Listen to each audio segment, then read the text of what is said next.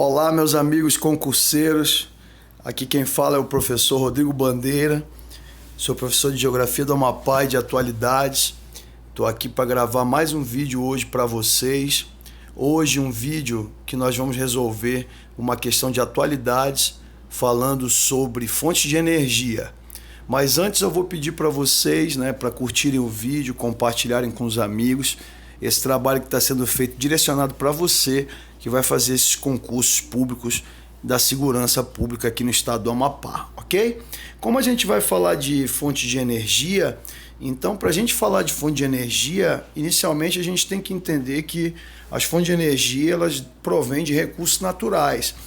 Então, para a gente poder entender fontes de energia, a gente precisa primeiramente entender o que são os recursos naturais e como eles se dividem, certo?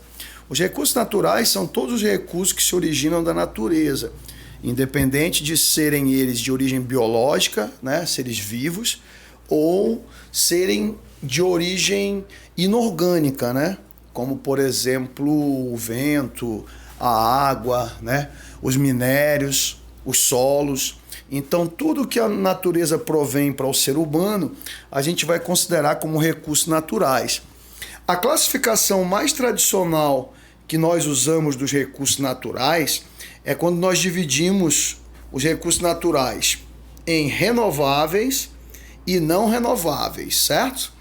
Quando a gente observa os recursos naturais não renováveis, a gente vê que os recursos naturais não renováveis, eles são aqueles que, como o próprio nome diz, não têm a capacidade de se renovar. Ou seja, se eles forem usados até o seu esgotamento, eles acabam, certo? Aí nós dividimos esses recursos em dois grupos. Um primeiro grupo, nós vamos chamar de grupo dos recursos energéticos.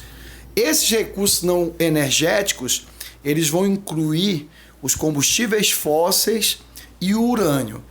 Os combustíveis fósseis são a base energética do mundo hoje.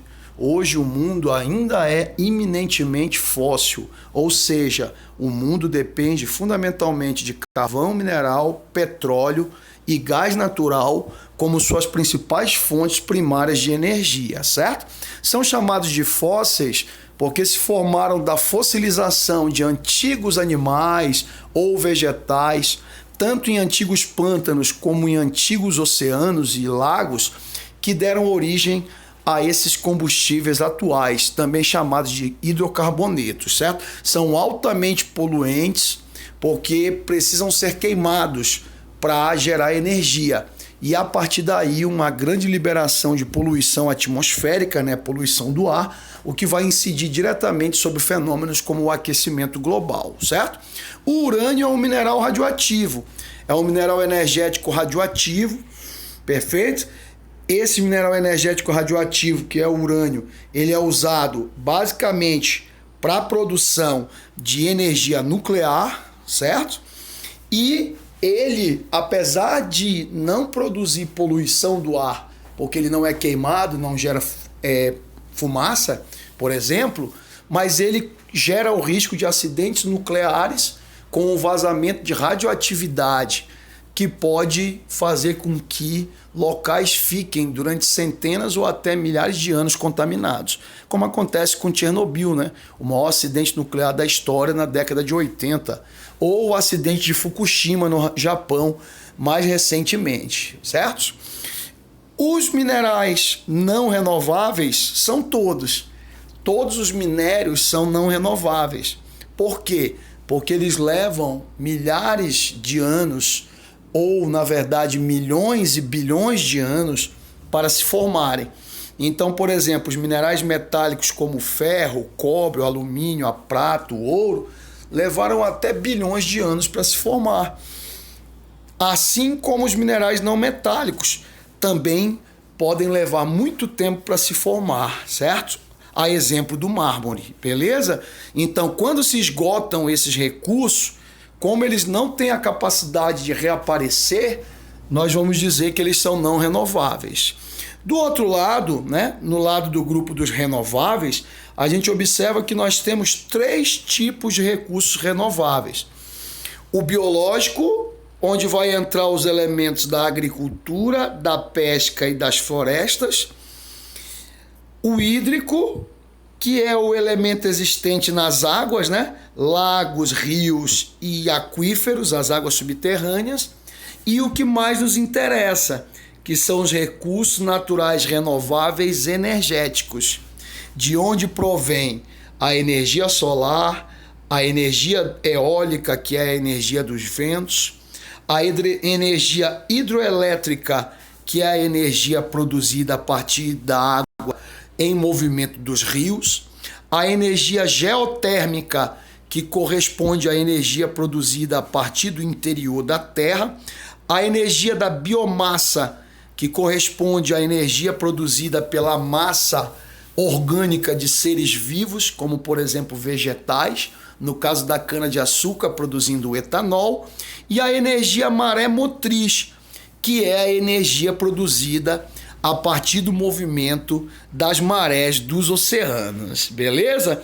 Então, entendido o que é um recurso renovável e o que é um recurso não renovável, e entendido a diferença entre os recursos energéticos não renováveis, como o petróleo, como o carvão, como o gás natural, e a diferença desses, né, em relação aos recursos naturais energéticos renováveis, como energia solar, eólica e hidrelétrica, então a gente pode avançar. Bom, o consumo de energia no mundo por fonte hoje ele é aproximadamente como está colocado aí, 2,9% biomassa, que é renovável, 2,7% apenas de energia hidrelétrica, que é renovável. O Brasil, que tem mais de 80%, né, de energia hidrelétrica, já o mundo é apenas 2,7%, 0,3% de energia geotérmica renovável, 0,1% de energia eólica do vento e 0,1% de energia solar renovável. Agora olha as energias não renováveis aí, ó, e principalmente poluidoras e que geram risco de acidentes, como a energia nuclear. Petróleo, 38,1%, gás natural, 22,9%, carvão, 23,2%, nuclear, 8,1% e o propano, que é um dos gases aí derivados do petróleo, 1,7%. Em resumo, o mundo ainda é eminentemente fóssil, ok? Do ponto de vista energético. Bom, quando a gente olha a matriz energética brasileira e compara com a mundial, a gente vê que o Brasil usa mais fontes renováveis do que o resto do mundo.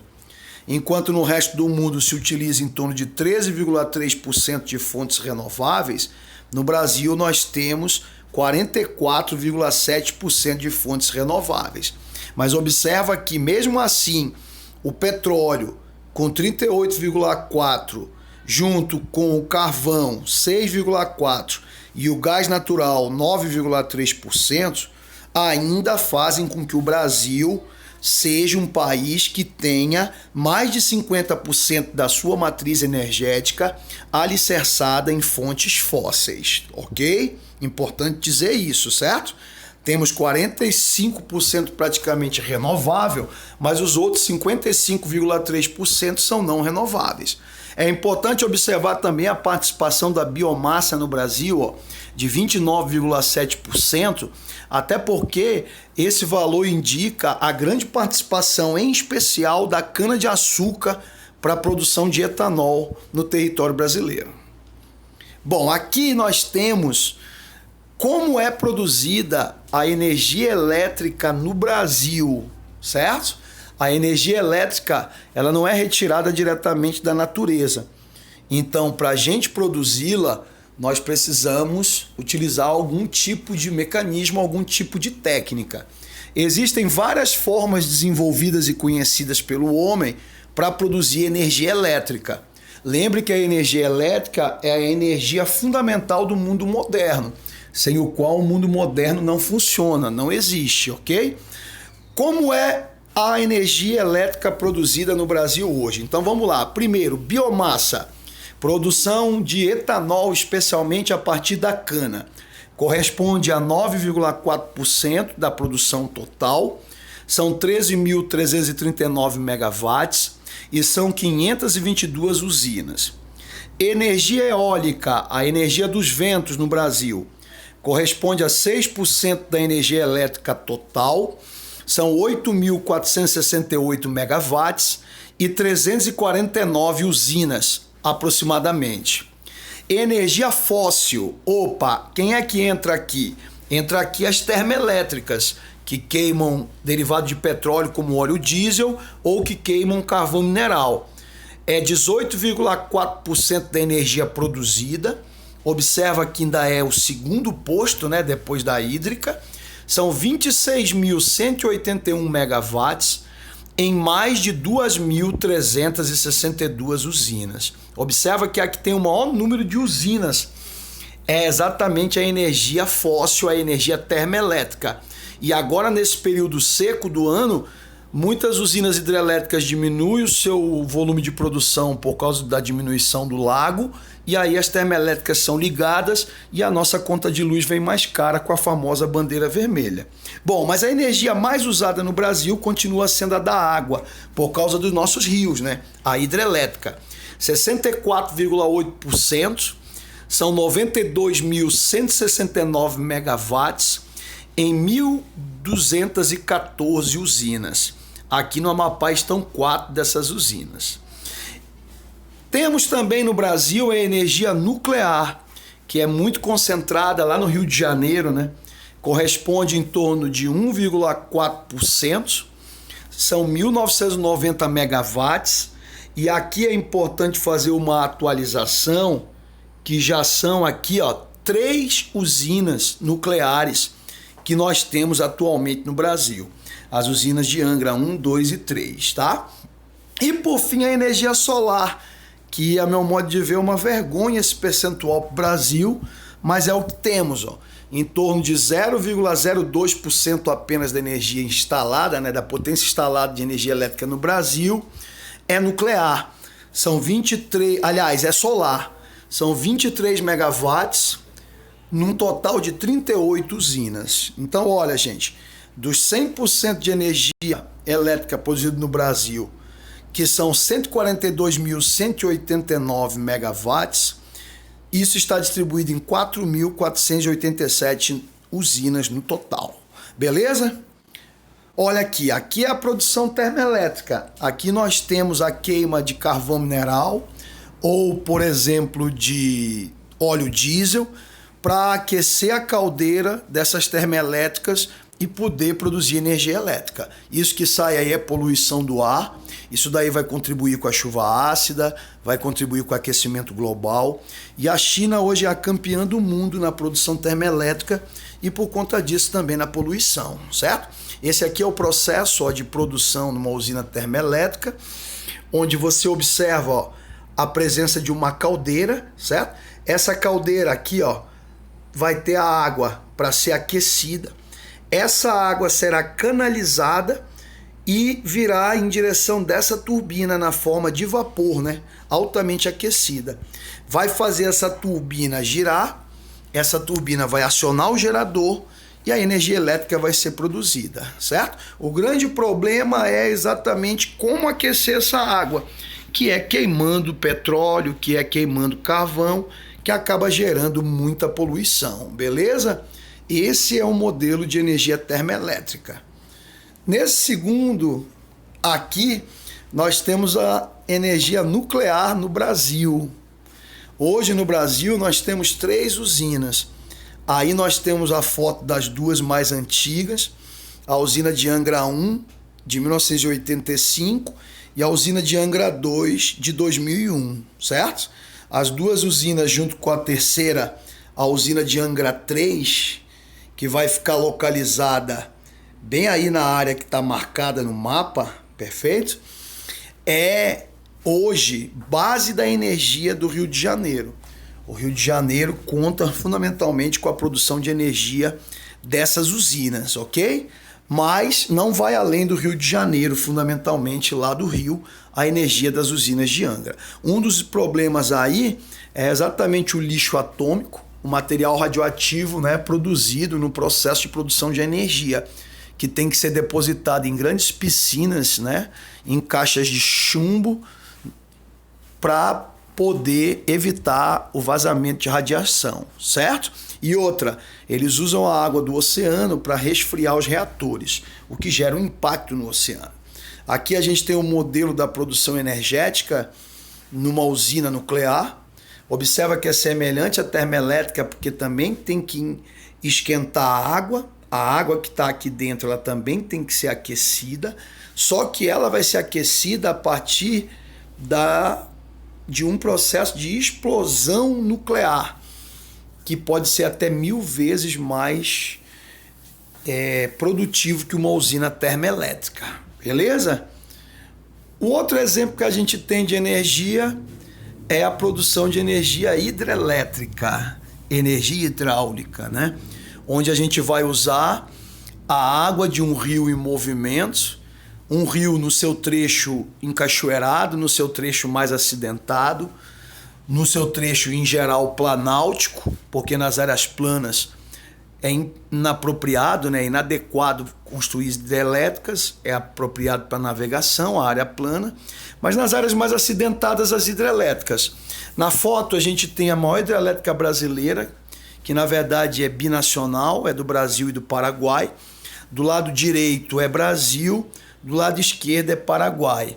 Essa hidrelétrica é a hidrelétrica de Itaipu, lá no estado do Paraná, certo? Que continua sendo a maior do Brasil, já foi a maior do mundo e agora é a segunda, né? Na China está a maior do mundo, que é a hidrelétrica de Três Gargantas, ok?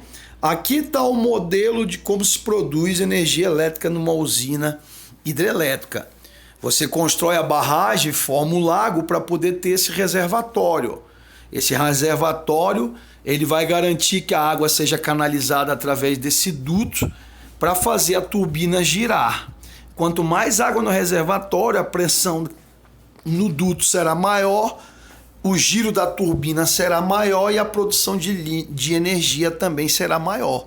Por isso que as chuvas influenciam na produtividade das usinas. Menos chuva, menos energia sendo produzida.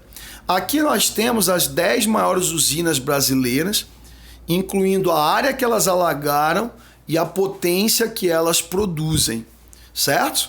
A gente tem um ranking de eficiência que você estabelece a eficiência de uma usina dividindo a potência que ela produz pela área que ela alagou.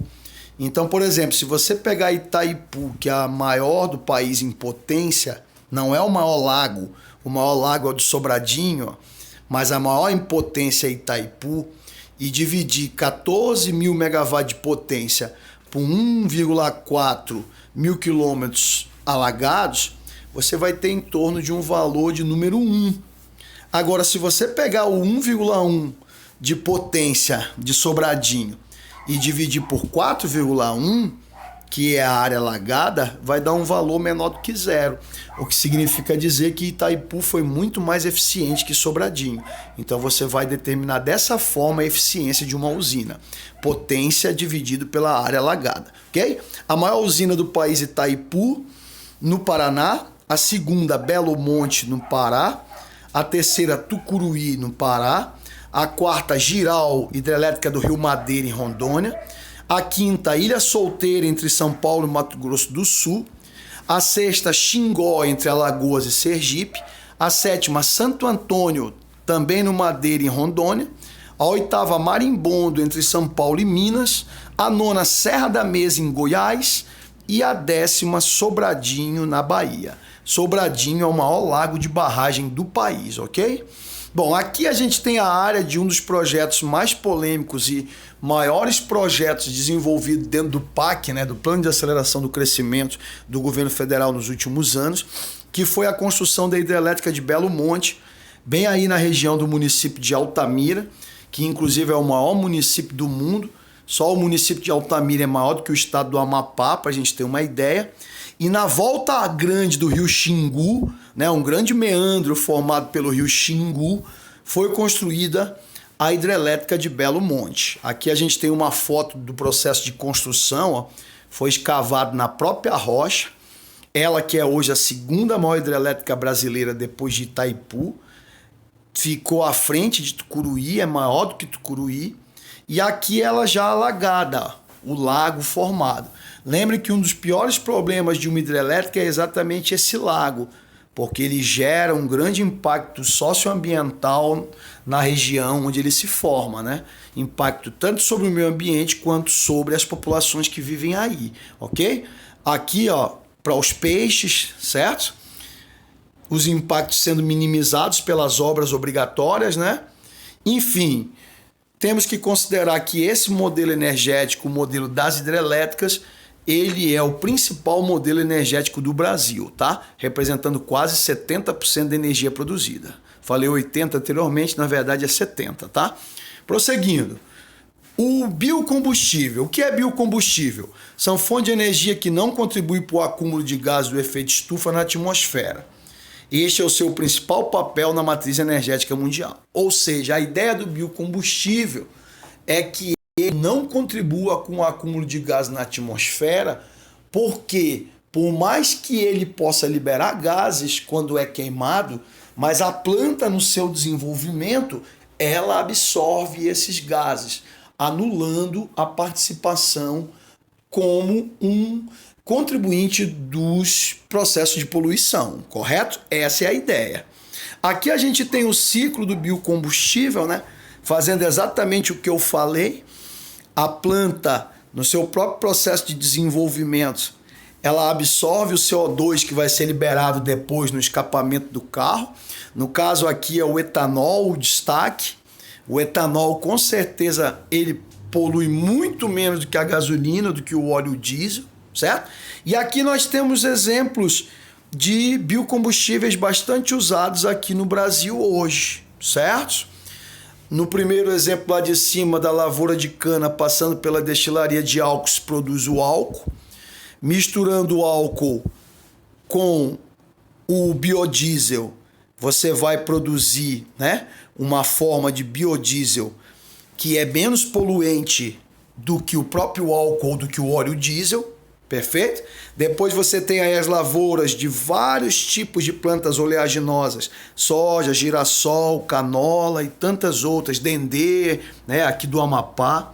A fábrica de óleos vegetais produzindo os óleos, para esses óleos serem misturados tanto ao álcool, para produzir o biodiesel lá em cima, quanto aos derivados do petróleo que passaram pela refinaria e que viraram diesel, e misturar esses óleos vegetais ao diesel, produzindo o que a gente conhece também com o nome de HBio, tá?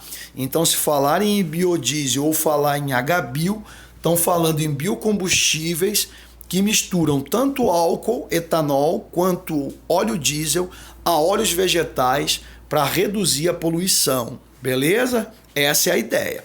Os 10 maiores estados produtores de biomassa no Brasil, porque são os maiores produtores, por exemplo, de cana-de-açúcar e de soja, são, primeiro, São Paulo, 840 megawatts, disparado, né? Até pelas suas enormes plantações de cana-de-açúcar. Depois, Mato Grosso do Sul, Goiás, Minas Gerais, Paraná, Bahia, Maranhão, Alagoas, Pernambuco e Mato Grosso. O grande destaque de Mato Grosso que é a soja. Mato Grosso é a maior região produtora de soja do mundo. E, inclusive o Blairo Maggi, que já é dono do Mato Grosso, agora está vindo para o Amapá para virar dono aqui no Amapá, né? Bom, a energia solar. A energia solar é a energia que a gente vai aproveitar a partir dos raios do sol e a energia produzida a partir deles, né? Você pode produzir energia solar da forma como a gente está vendo nesse barco, que é um iate movido a energia solar. Nesse caso aí são células fotovoltaicas que absorvem a energia do sol e guardam em baterias. Mas também você pode produzir energia solar em usinas solares, que é esse segundo exemplo. Aqui nós estamos vendo na Califórnia a maior usina solar do mundo, que fica no deserto. Você está vendo aí 3 campos, né, de espelhos, em cada um deles 100 mil espelhos e uma torre de 130 metros de altura que recebe a luz desses espelhos e produz a energia, ok? Esse é o Ivampa Solar Electric Generation System, que já funciona e leva eletricidade para clientes da Califórnia. Ele, em plena capacidade, com as suas 3 torres de 140 metros de altura, produz um total bruto de 392 megawatts de energia. Isto é eletricidade o bastante para 140 mil casas na Califórnia, que recebem energia limpa e evitam 400 mil toneladas métricas de gás carbônico por ano, o equivalente à remoção de 72 mil veículos da estrada. Então esse é o maior parque solar do mundo. Olha como ele funciona, certo? Olha os espelhos jogando as luzes diretamente para a torre. A ideia é essa, para que a torre receba a luz e seja aquecida. Durante a noite, os espelhos eles são como girassóis, né? Eles apontam para cima porque não tem o sol, que é a sua orientação. Aqui nós vemos claramente a torre aquecida, recebendo a luz, e aqui dentro água vai ferver ou fluidos especiais que vão virar vapor e que vão fazer uma turbina girar igual nos processos que nós vimos anteriormente, e a energia elétrica vai ser produzida, ok? Bom, aí nós temos o parque brasileiro, que hoje é o maior, lá na Bahia. Observa que aqui o modelo é de placas, né, células fotovoltaicas, aquelas que vão acumular energia em baterias, certo? E esse parque aqui é o Parque Solar da Lapa, em Bom Jesus da Lapa, no nordeste da Bahia, e é capaz de atender às necessidades de consumo de energia de 166 mil famílias por ano.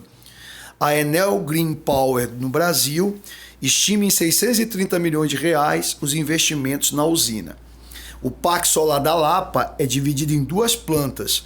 Bom Jesus da Lapa, que produz 80 megawatts, e a Lapa, com produção de 78 megawatts. Construído pela Enel Green Power, o Parque Solar estava em processo de planejamento e construção desde agosto de 2015. A fonte de energia renovável vai evitar a emissão de cerca de 198 mil toneladas de gás carbônico na atmosfera. Beleza? Os países que são os líderes na geração de energia solar são China em primeiro, com 21%, Estados Unidos em segundo, com 20%, e a Alemanha em terceiro, com 19%. A Alemanha, China e Estados Unidos são vanguarda em grandes partes das formas de energia que produzimos, inclusive a solar e a eólica. Falando nela, tá aí, a energia eólica é a energia dos ventos. Éolos era o deus grego dos ventos, daí deriva a palavra eólica. Aí nós temos um parque eólico em pleno oceano, lá no litoral espanhol, certo? A energia eólica, ela vai aproveitar a energia dos ventos para fazer girar o rotor, que é essa palheta, né, do aerogerador, e esse rotor vai acionar o gerador que vai produzir a energia elétrica. É um tipo de energia renovável, energia limpa, não impactante em alto grau do meio ambiente, mas que gera algumas alterações, como as alterações da paisagem, o barulho, né? Pode modificar até a migração de alguns pássaros, mas não chega a ser um impacto ambiental tão grandioso, certo? Aqui nós temos o maior parque eólico do mundo, que está sendo montado no litoral da Inglaterra, na região de Yorkshire. O maior parque eólico do mundo está sendo construído na costa de Yorkshire, na Inglaterra.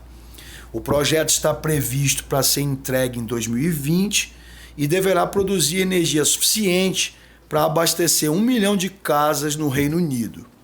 Com uma capacidade de 1,2 gigawatts, o Hornsea Project One será o primeiro parque eólico em alto mar do mundo a ultrapassar 1 gigawatt de capacidade e irá se tornar o maior parque do mundo, disse em comunicado à imprensa a Dong Energy, empresa responsável pela obra. Aqui nós temos uma foto do maior parque eólico brasileiro, ok? Esse aí, fica na divisa entre o Piauí e Pernambuco e no alto da Chapada do Araripe. O complexo eólico Ventos do Araripe 3 é composto, né, porque já está feito por 14 parques eólicos, com 156 aerogeradores e uma potência instalada de 360 megawatts. Este complexo será um dos maiores da América Latina, ok? Então esse é o maior do Brasil. Energia eólica no mundo. Veja que novamente a China aparece em primeiro, Estados Unidos em segundo, a Alemanha em terceiro. E nesse ranking o Brasil já aparece, ó. Aparece em 10º lugar com 8,7 gigawatts de produção de energia eólica. Bom, a energia da maré motriz. A energia da maré motriz é a energia produzida a partir da subida e descida da água do mar, que é o chamado movimento das marés, ocasionado pela influência da gravidade da Lua e do Sol, né, nas luas cheia e nova, sobre a Terra, que vai ocasionar uma subida maior ou menor das marés, e essa subida da água vai ser aproveitada para fazer turbinas girarem e gerar energia elétrica. É o que acontece aqui, ó. Na maré alta, a represa enche, na maré baixa, a água da represa volta, fazendo girar a turbina, que está sendo chamada aí de moinho, e daí produzir energia elétrica. Olha esse outro esquema aí, mostra da mesma forma. Na maré alta, a água entra por reservatório, quando a maré baixa, a água sai e faz girar a turbina, que vai acionar o gerador. Daí é produzida energia elétrica. Esse aqui é o projeto piloto brasileiro de produção de energia limpa, né? Por meio das ondas do mar, lá no porto de Pecém, no Ceará. Observa que esse é móvel, né? Ele vai subir e vai descer de acordo com a movimentação da maré. É o que chamamos de energia maré motriz, renovável e limpa. Bom, por fim, nós temos nessa paisagem aí fantástica, que parece de filme, mas que não é, lá na Islândia, né? Uma ilha bem fria do norte da Europa e que também é área vulcânica, onde se produz energia geotérmica. Uma das condições para a energia geotérmica é exatamente as atividades vulcânicas e a formação de bolsões de calor no interior da crosta que produzam grandes geysers, como é o que a gente vê aqui nesse esquema, ó. Você vê que abaixo da usina você tem um grande geyser, uma grande área com água em alta temperatura, vapor superaquecido, pelo material magmático do interior, né, numa área vulcânica, e esse vapor ele é canalizado para fazer girar as turbinas e produzir energia elétrica, ou seja, uma energia totalmente limpa, sem produção de poluição do ar, sem produção de grandes impactos, ok? Então aí a gente viu, né, as formas de se produzir energia no mundo, especialmente energia elétrica, e viu que a diferença fundamental está na energia ser limpa ou poluente e ela ser renovável ou não renovável, ok? Então vamos resolver a questão. As evidências de que o uso de combustíveis fósseis tem causado danos ambientais devido ao aquecimento global são irrefutáveis, ou seja, são inquestionáveis. A finitude dos recursos fósseis, lembra? Petróleo, gás natural, carvão mineral, que são as principais fontes de energia hoje, aliada a estes danos ambientais que elas causam, tem levado a humanidade a uma busca cada vez mais intensa por fontes de energia limpas e renováveis. Limpas, que não poluam o ar, e renováveis, que tenham a capacidade de se renovar e não desaparecer, como acontece com os minerais, como o petróleo, com o carvão mineral, ok? Então vamos lá. Consideram-se fontes de energia renovável, entre outras. Então observe, ele quer saber só renováveis. Não importa se é limpo ou não. Ele quer saber só fonte de energia que tem a capacidade de se refazer, né? Que o homem pode produzir novamente. Então vamos começar. Letra A. A força do vento é renovável? É renovável. O carvão mineral é renovável? Não, não é renovável. Bora para C.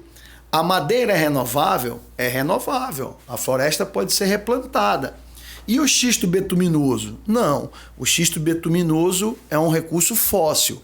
É uma fonte energética, mas também fóssil. Portanto, não é renovável.